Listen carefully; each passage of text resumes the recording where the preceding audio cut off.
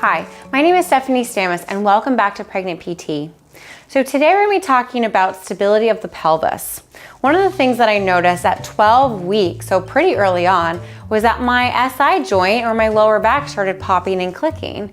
And when I had heard about this happening to my patients, I always just assumed that it had to do more with like when they were getting bigger and the weight of the baby pressing against the pelvis.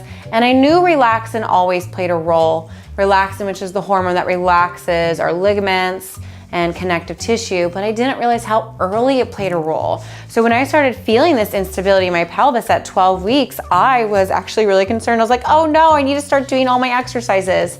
And so what I immediately went to was my more hardcore exercises. And what I noticed is that I couldn't do them well. I noticed that I got a bulge in my abdomen with a plank. And so what I had to do was I tried to restabilize, it wasn't working. And so what I really had to do is pull back and start really building my foundation. And so what I'm gonna show you is a series of exercises, which is a progression of exercises called the Sarman Abdominal Series that really helps to build a foundation of the trunk of the core for stability before adding on those higher level exercises. And so let me show you what I've been doing.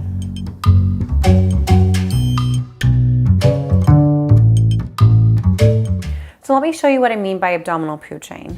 So this is something that if you are pregnant or postpartum too, you wanna look at if you're doing abdominal exercises. If you are seeing the pooching, try to stabilize your trunk, try the exercise again. If it's still happening, then it's probably too hard for you. So let me show you what I mean by it. So I'm gonna lift up my shirt and get into a plank position.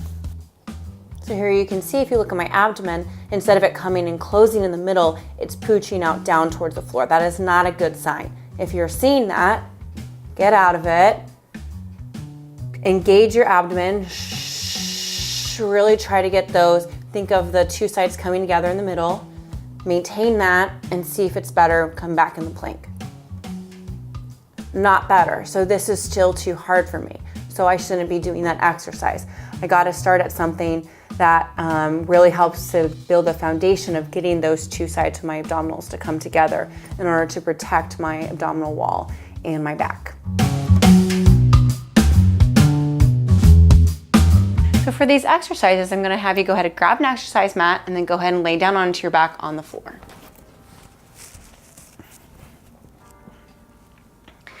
So what we're really going to be paying attention to is engaging the abdominals. So a lot of the exercises that you'd think for core are like crunches or more high intense, this is going to feel so much less intense than that.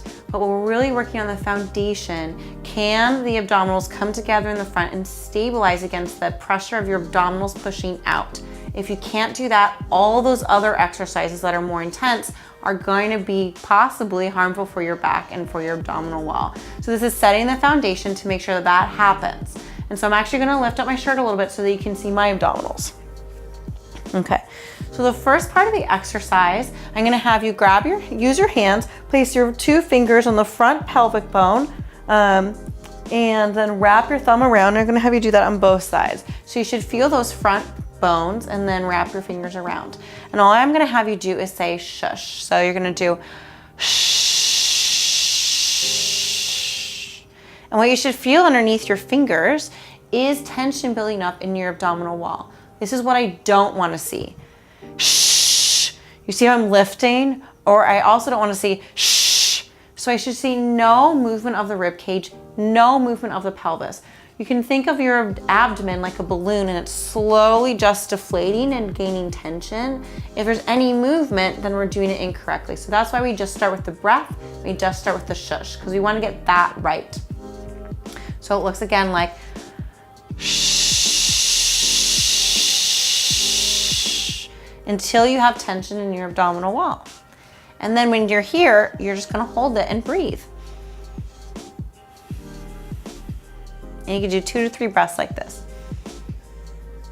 And all we're doing is starting to get used to what it feels like to have tension in the abdominal wall while breathing correctly. If we can't do those two things, then we can't do any exercise, because as soon as you breathe in and you let it go, then you aren't going to be able to stabilize your trunk while breathing, and that's so important.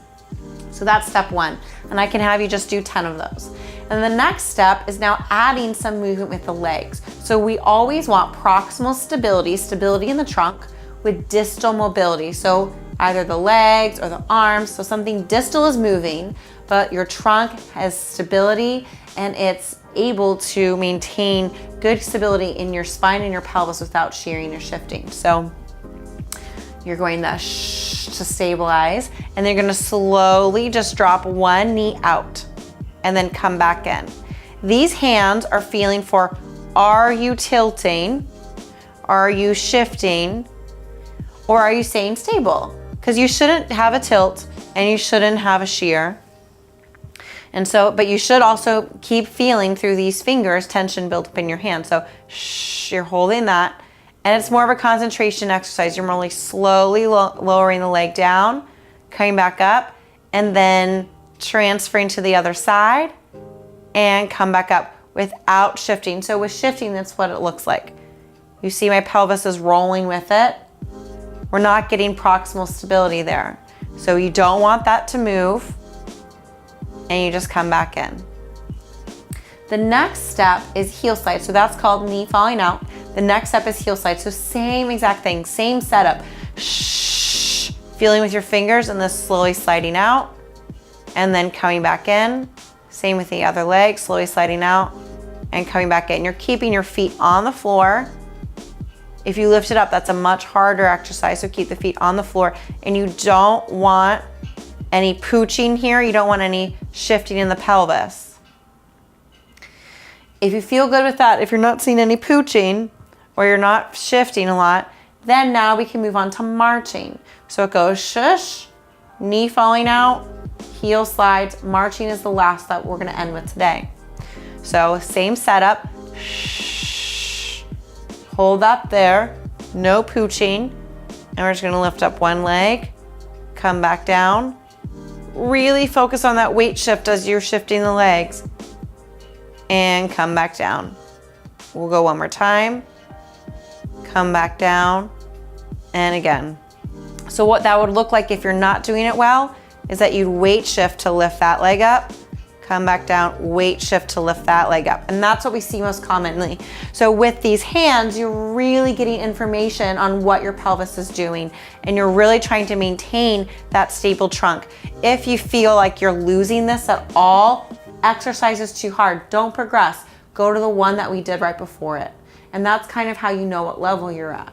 So this is kind of what now I'm where I'm starting, trying to get my abdominals to stay closed while moving the legs, trying to get that proximal stability. And then as I slowly progress and get stronger with this, I'm gonna move to some other positions and then work on being able to get to that plank pose without that bulging again. So I'll bring you along on my journey as I do that. So this is where you start. If you have any questions on these, please leave a comment. I'd love to answer your question. And again, if you like these videos, please subscribe. Thank you.